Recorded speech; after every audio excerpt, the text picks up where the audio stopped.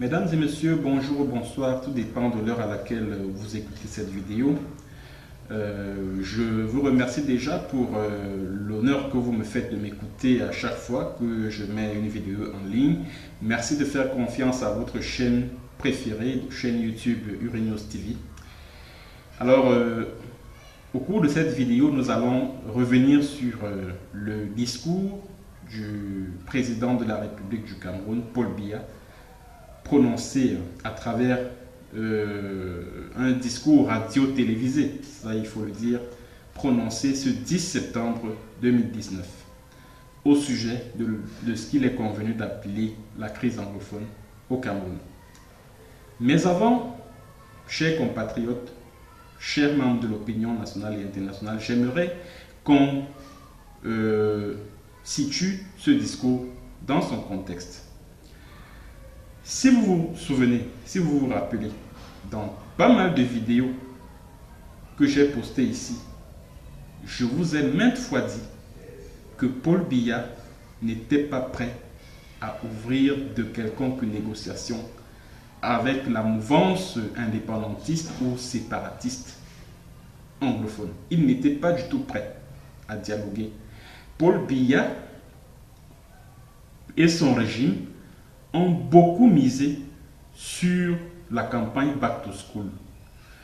Son régime a pensé que cette campagne, qui visait à donner l'impression à l'opinion nationale et internationale que les choses sont en train de revenir à la normale, c'est-à-dire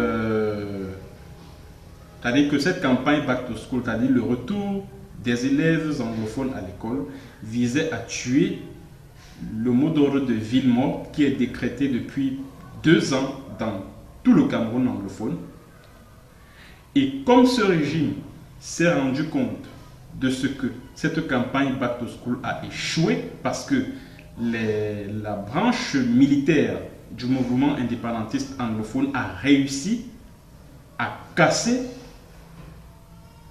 à détruire cette campagne Back to School sur le terrain, s'étant donc rendu compte de l'échec de cette campagne et sachant que, et craignant la possible intervention des Nations Unies en septembre prochain, au cours de l'Assemblée générale des Nations Unies qui démarre le 17 septembre prochain, Paul Biya a donc décidé de parler de cette crise, de faire un certain nombre d'annonces de manière à donner l'impression à la communauté internationale qu'il est ouvert au dialogue.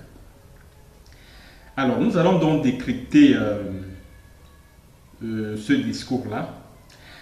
Mais avant que d'en arriver à ce décryptage, en tant que Camerounais, je peux me permettre de dire que Amadou Ahidjo, l'ancien président de la République du Cameroun, a vraiment travaillé pour ce pays, a vraiment travaillé pour que le Cameroun soit un pays respectable et respecté à travers le monde, a travaillé pour que le Cameroun soit un pays à revenu intermédiaire, où le Camerounais mange à sa faim, où le Camerounais trouve un emploi quand il est intelligent, etc. etc. Mais l'héritage le plus lourd qu'Ahidjo a laissé au Camerounais, c'est Paul Biya. C'est-à-dire que c'est la pire des choses qui soit arrivée à ce pays. Paul Biya est une vraie calamité pour cette république appelée République du Cameroun. Et je l'ai constaté et je m'en suis rendu compte à travers ce discours qu'il a prononcé mardi le 10 septembre 2019. Parce que pour moi, il aurait dû vraiment ne pas délivrer un tel discours. Puisque il ne s'agit ni plus ni moins d'une deuxième déclaration de guerre au peuple anglophone. Et je vous permettrai de le découvrir à travers le décryptage de ce discours que je ferai. Alors, dans un premier temps, le président Biya annonce dans son discours que dès le déclenchement de la crise, il a entrepris un certain nombre de réformes. Bon, je ne vais pas revenir sur ces mesures qu'il a prises, qui pour moi sont des mesurettes, parce que ça n'a en rien impacté sur les causes réelles de la crise. Vraiment ça, mieux vaut ne même pas s'attarder là-dessus. Cependant, il y a 3 points qui ont retenu mon attention. Le premier point, c'est la création de la section de la Common Law à la Cour suprême.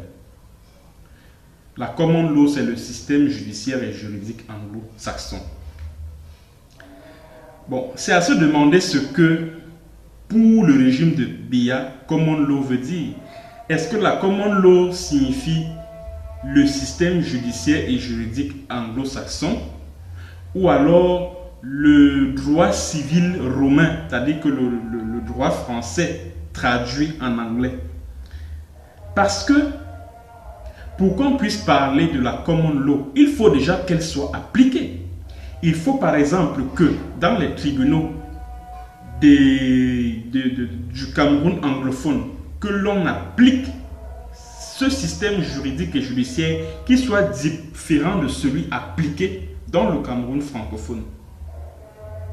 Et c'est la raison pour laquelle, lorsque les leaders du consortium dans lequel on retrouvait les Agbor-Maîtres, Agbor-Bala, les Fontaines, Neba, etc., en décembre 2016, ils avaient posé le problème du fédéralisme parce que pour qu'on puisse faire appliquer la Common Law dans le Cameroun anglophone, ça ne peut être possible que dans un système fédéraliste. Puisque dans un système d'État unitaire, ce n'est pas possible que l'on puisse appliquer 2 systèmes judiciaires et juridiques différents. Alors le seul moyen pour que ce système soit appliqué, c'est de revenir au fédéralisme de 61 à 72. Et parce que justement, Maître Agbor-Bala a posé ce problème-là, qu'il a été arrêté, lui et ses camarades, et j'étais en prison. Vous comprenez donc aisément que cette mesure qui consiste à dire que, qui a consisté à créer une section de la Common Law à la Cour suprême et même à l'ENAM, École nationale de l'administration et de la magistrature, vraiment ces mesures-là, pour moi, c'est des mesurettes. Ça, il faut le dire ainsi. Ce sont des mesurettes. En plus, on parle, ça c'est concernant les 2 premiers points. Maintenant, le 3e point, c'est le recrutement des enseignants bilingues. Alors, que veut dire enseignant bilingue? Ce sont les enseignants qui parlent français, ce sont les enseignants francophones qui parlent anglais, ou alors ce sont des enseignants anglophones qui parlent français. Bref, rien n'est clair dans tout ce qui a été annoncé comme mesure prise pour résoudre la crise. Rien de ce qui a été annoncé par le président de la République n'est clair. Ça, c'est pour les réformes qu'il a apportées. Et j'espère que les uns et les autres peuvent juger de l'efficacité, de l'impact de ces réformes-là par rapport à la crise actuelle. Bon, maintenant, le point qui m'a le plus choqué, mais alors révolté, c'est lorsque Paul Biya a estimé que le fait de parler de génocide, de massacre dans le Cameroun anglophone, c'est être ridicule. C'est-à-dire que pour ce dictateur sanguinaire, criminel qu'est Paul Biya, il n'y a pas de génocide en zone anglophone. Il n'y en a pas. Et que toutes les atrocités qui sont commises en zone anglophone sont du fait des groupes armés sécessionnistes.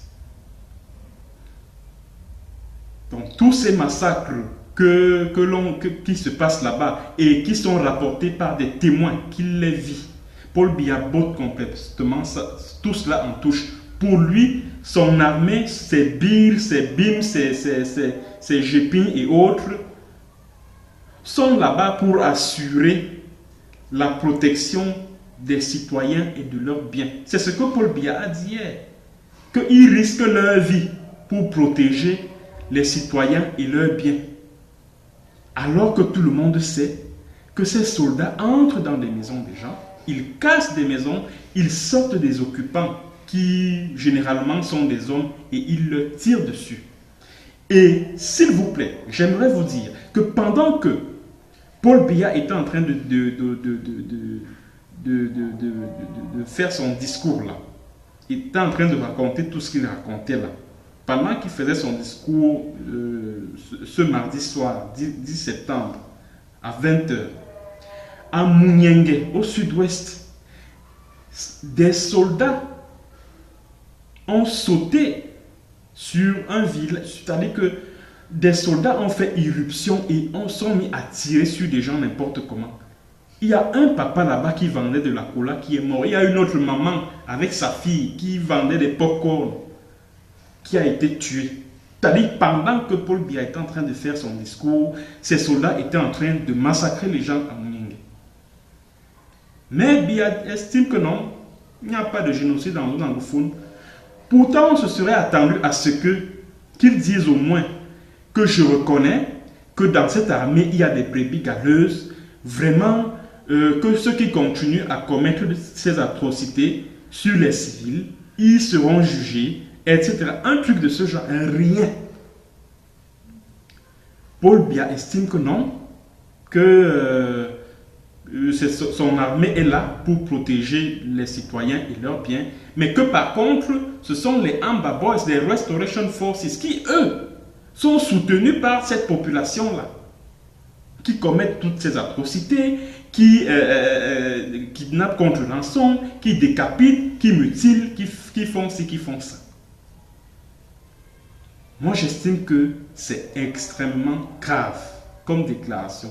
C'est-à-dire qu'il a fait fi de tous les massacres commis par son armée en zone anglophone pour porter le blâme sur ceux-là parce que dites-vous bien que tous ces gars qui sont dans les Restoration Forces là, pour la très grande majorité, c'est des gens qui ont perdu un membre de leur famille, tués par des soldats camerounais. C'est des gens qui ont perdu leur maison, qui ont perdu leur emploi.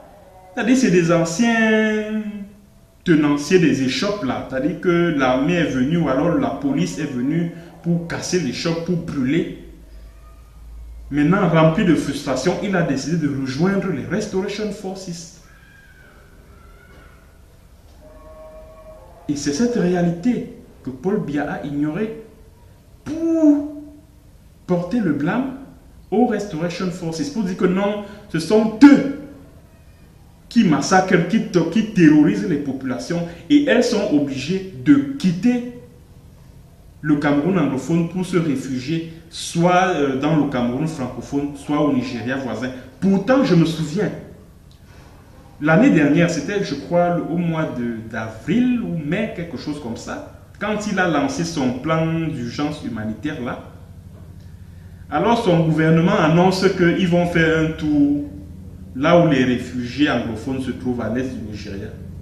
Et je me souviens à l'époque, c'est la télévision, la chaîne de télévision Equinox est allée les interviewer. Ils ont dit que non, jamais ils ne refusent, ils ne veulent pas recevoir les émissaires du gouvernement camerounais chez eux. Ils ne veulent pas les voir. Et ils ont demandé et qu'ils ne veulent pas recevoir de leurs dons, de leurs histoires humanitaires là. Ils ne veulent pas recevoir de ça. Ils ne veulent pas recevoir ça. Et ils ont demandé, et je crois, j'avais reçu, ils ont même rédigé une lettre. Et dans cette lettre, ils se plaignaient que ce sont l'armée camerounaise, ce sont des soldats camerounais qui les ont poussés à se réfugier au Nigeria. Et ils ont demandé à Paul Biya et à son gouvernement de faire partir cette armée de leur village afin qu'ils puissent rejoindre leur domicile. Et aujourd'hui, Paul Biya vient dire que ce sont les Amba Boys, les Restoration Forces, qui les ont fait quitter leur village pour le Nigeria ou pour les autres régions du Cameroun. C'est pas sérieux, c'est pas honnête. Bon, maintenant, venons-en au plat de résistance de ces discours. Le fameux dialogue. Ce qui est curieux dans ce que Paul Biya appelle dialogue, c'est que le bon monsieur, il sait très bien qu'en ce moment, ceux qui sont partis au conflit, à la crise, ce ne sont plus ceux qui disaient que oh, fédéralisme, machin. Non, non, non, non, non. Ce sont les tenants de la mouvance indépendantiste, c'est-à-dire le gouvernement indépendantiste en exil. Ce sont eux qui mènent la crise, qui sont les acteurs de la crise. Mais Paul Biya a choisi de les mettre de côté. Il dit que non. D'abord, ce qu'il faut retenir, c'est que les États-Unis, la Suisse, lui ont proposé d'engager des négociations sans précondition. Sans précondition, ça veut dire qu'il ne doit pas dire comme il l'a fait là que non, comme vous voyez là le dialogue auquel j'aimerais participer doit porter sur ci, doit porter sur ça, ça, ça. Non, non, non, il arrive. Il ne fixe pas de conditions à l'avance. Il s'assoit sur la table de dialogue. Les séparatistes ont aussi leurs doléances, leurs revendications et ils en discutent. Paul Biya a dit que non, il s'agit d'idées simplistes et fausses procédant de la propagande sécessionniste. Il a dit aux Américains que foutez-moi le camp. Je vous remercie beaucoup pour vos propositions là.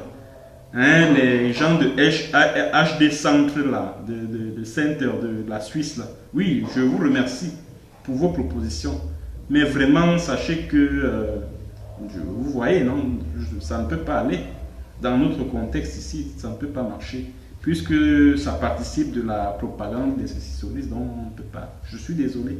C'est ce qu'il a dit aux Américains. Ça, c'est le premier point. Le deuxième point, Paul Biya décide de ne pas vouloir discuter avec les leaders indépendantistes anglophones. Il estime que non, que ce sont des extrémistes, que ce sont des leaders autoproclamés sur les réseaux sociaux, Facebook, Twitter, etc. Hein, et ce sont des gens qui sont responsables, qui incitent à la violence, à la haine, qui ont tué, qui ont incendié, qui ont brûlé. Donc, Paul Biya ne peut pas débattre avec eux. Vraiment, il ne peut pas. Il ne peut pas s'asseoir sur la même table que pour discuter. C'est ce que Paul Biya a voulu dire hier à travers son discours. Pourtant, c'est ce gouvernement en exil là, hein, les Dr Sako, comment ils s'appellent, les John Mba Akuro, comment ils s'appellent encore, les Ebenezer Akwanga, les Bo Hebet, les Marc Barretta. Non, il ne veut pas. Il ne veut pas débattre. Pourtant, ce sont eux qui mènent la guerre. Ce sont eux qui sont qui sont au cœur de la crise. Ce sont eux qui lancent les mots d'ordre. Et ces mots d'ordre sont suivis à la lettre. Ce sont eux qui lèvent des fonds afin de permettre à leurs frères et sœurs qui sont restés sur place au Bercail de défendre le territoire du Southern Cameroun. Donc ce sont eux qui leur envoient des moyens, y compris des armes, pour se défendre contre la brutalité des forces terroristes du régime de Yaoundé. Ce sont eux. Et maintenant, pour qu'on en arrive à une cessation des conflits, il faut s'asseoir avec ces personnes et avec personne d'autre. Or, Paul Biya a choisi de les ignorer. Il leur a traité de leaders autoproclamés sur les réseaux sociaux, des personnes qui incitent à la violence, des personnes qui ont tué, qui ont fait ci, qui ont fait ça. Donc pour Paul Biya, ce sont eux qui ont tué. Son armée, lui, n'en a absolument rien fait. Son armée est là pour protéger la population, etc., etc. Bon, Paul Biya refuse donc de dialoguer avec la mouvance indépendantiste. Bon, il dit qu'il veut dialoguer avec des personnes légitimées par des élections, dont les députés anglophones, les sénateurs, les conseillers municipaux, les maires, etc. Ce sont donc eux qui vont prendre part à son grand dialogue national qui aura lieu avant la fin du mois de septembre. Ça veut donc dire que Paul Biya a donné les pleins pouvoirs à son armée de continuer à massacrer les anglophones. C'est pour ça que je considère son discours de ce mardi 10 septembre comme étant une déclaration, une deuxième déclaration de guerre au peuple anglophone, après celle du 30 novembre 2017. C'est une deuxième déclaration de guerre. Il leur donne les pleins pouvoirs. Que dit donc? On vous accuse d'avoir commis des crimes, des génocides, etc. Est-ce que vous avez fait ça? Non, mes chers soldats, vous êtes là pour protéger, continuer à les protéger. Et on voit bien comment ces soldats protègent les populations anglophones. Hein. Tous les jours. Vous savez combien de victimes il y a eu lieu? Seulement la semaine dernière, 27 en une semaine. Massacrés par des soldats camerounais. 27. Et on vient vous dire qu'il n'y a pas de génocide, qu'il n'y a pas de massacre sur les civils par l'armée, qu'il n'y a rien. Ils sont là pour protéger la population. Bon, Paul Biya dit qu'il convoque un débat national, un dialogue national comme il a dit. Bon, voici donc les sujets à débattre. Écoutez bien. Il sera question du bilinguisme, de la diversité culturelle, de la cohésion nationale, de la reconstruction et développement des zones touchées par le conflit, du retour des réfugiés et des personnes déplacées, du système éducatif et judiciaire, de la décentralisation et du développement local, de la réinsertion des ex-combattants, du rôle de la diaspora dans le développement. C'est-à-dire, on évite les causes réelles du problème. On évite d'évoquer comment s'est déroulée la conférence de Fumban. On évite d'évoquer comment s'est déroulé le faux référendum du 20 mai 1972. Là. On refuse d'évoquer la Charte des Nations Unies. On refuse de vouloir s'interroger que comment un territoire sous tutelle des Nations Unies, comme le Southern Cameroun l'a été, destiné à être un État indépendant, devient les régions d'un autre État. On refuse toutes ces escroqueries politiques-là qui ont conduit à la guerre que l'on vit en ce moment. On évite tout ça pour parler de tout ceci. Et Paul Biya dit qu'il faut qu'on parle de quoi? Paul Biya dit qu'il faut qu'on parle de la reconstruction et du développement des zones touchées par le conflit, du retour des réfugiés et des personnes déplacées, de la réinsertion des combattants et du rôle de la diaspora dans le développement. Bon, commençons par la reconstruction et le développement des zones touchées par le conflit. Bon, comment est-ce qu'on va reconstruire une zone qui est encore en conflit? Puisque Paul Biya a décidé que son armée doit continuer à faire la guerre, à continuer à combattre.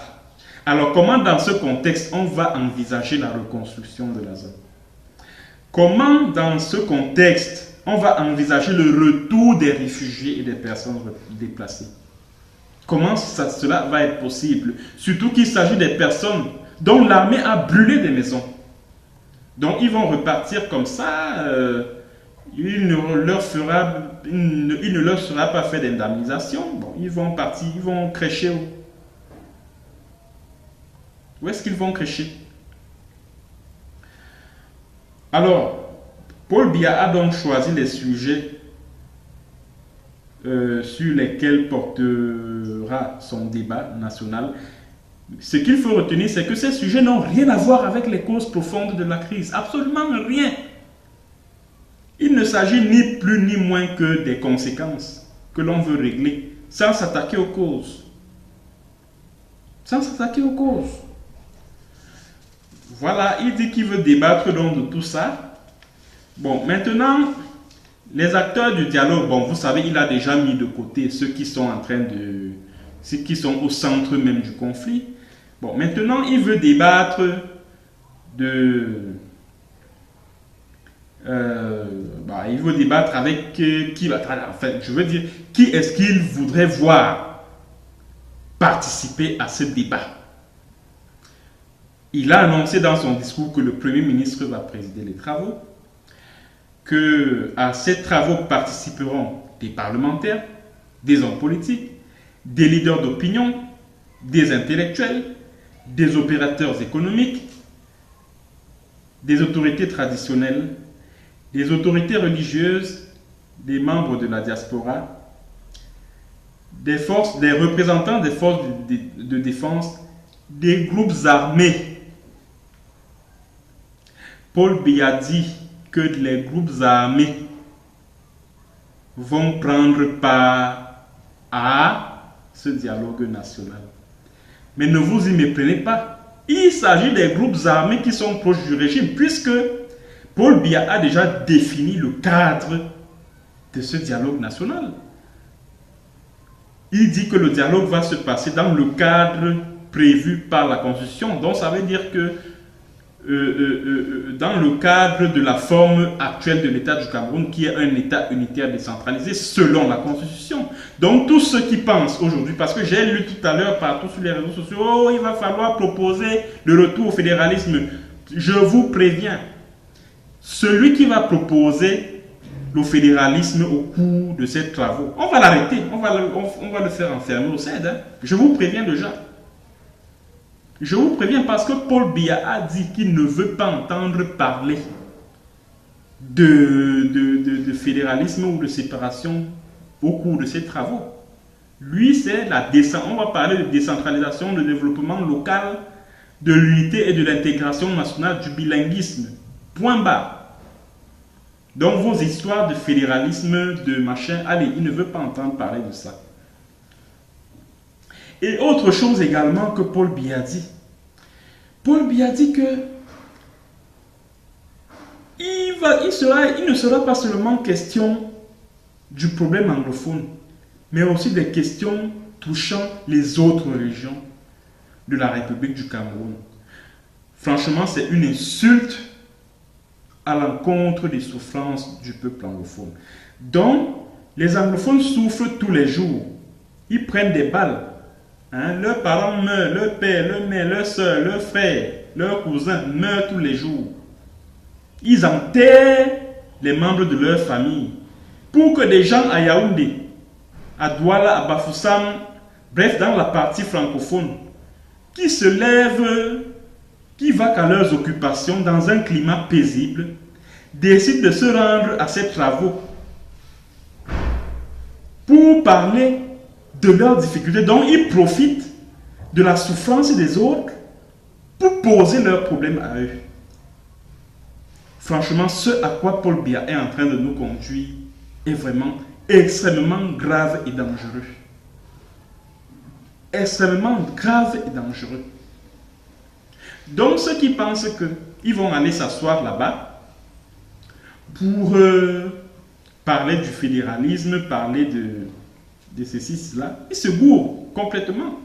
Celui qui va seulement tenter, on vous arrête, puisque les représentants des forces de défense et de sécurité seront là.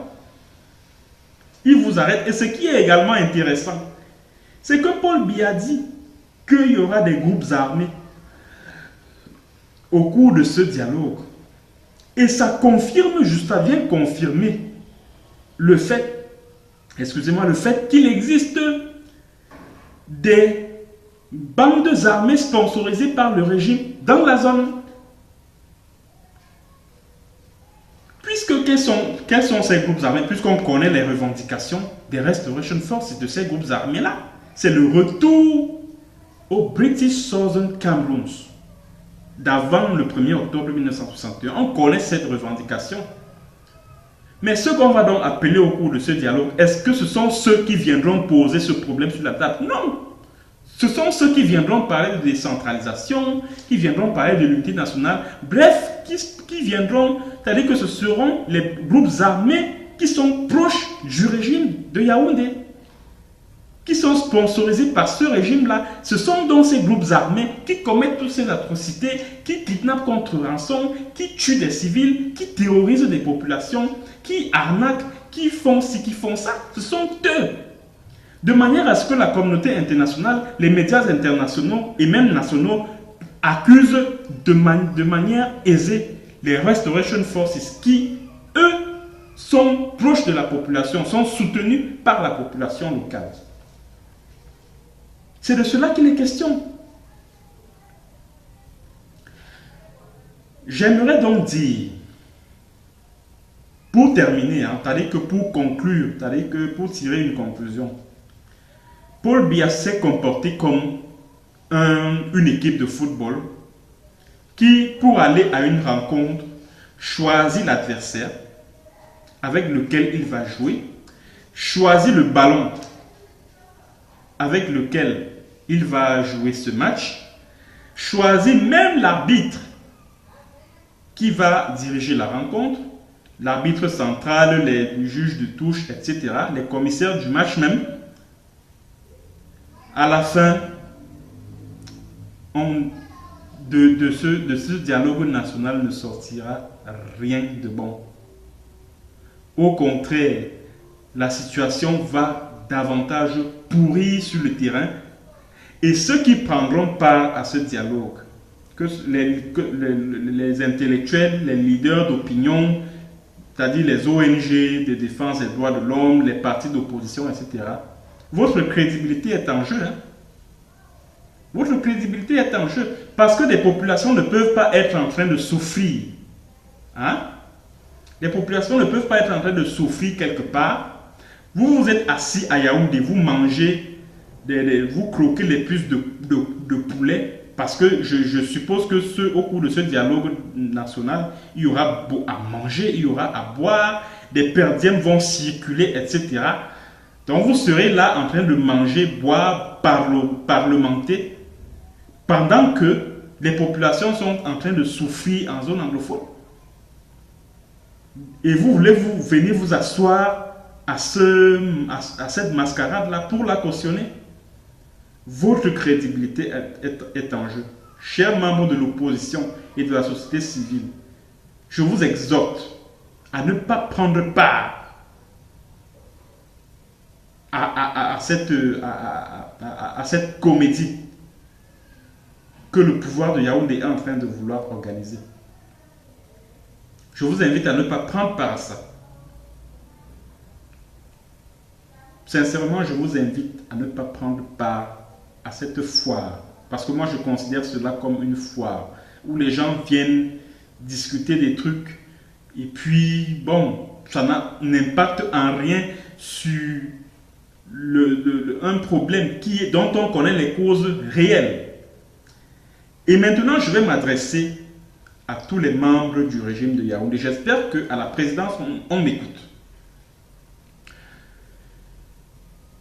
Chers messieurs et dames, moi, en tant que journaliste qui traite des questions des droits de l'homme, des droits humains, n'attendez pas de moi que je soutienne cette initiative parce qu'elle ne s'attaque pas aux causes réelles du problème. Les anglophones ne vous ont pas dit qu'ils ont besoin de plus de postes de responsabilité dans les hautes sphères de l'administration, de plus d'écoles, de plus d'hôpitaux, de plus de routes. Que le bilinguisme soit une réalité. Ils ne vous ont pas dit ça. Ils vous disent simplement que quand vous, de la République du Cameroun, vous avez eu votre indépendance le 1er janvier 1960, eux, ils n'étaient pas concernés. L'ONU leur a demandé de traduire leur indépendance à eux parce que ce que vous appelez Nord-Ouest et Sud-Ouest, c'est un territoire indépendant à la base depuis le 1er octobre 1961 et c'est ce qu'ils vous disent. Il était donc question que cette indépendance soit traduite par un rattachement à la République du Cameroun. Et ce rattachement devrait se matérialiser par un accord de réunification. Le Sénégal et la Gambie, lorsqu'ils se sont rattachés, ont signé un accord. Lorsque les URSS se sont constitués, elles ont signé un accord. Où est le traité qui unit la République du Cameroun et le Southern Cameroun? C'est ce qu'il vous demande de produire.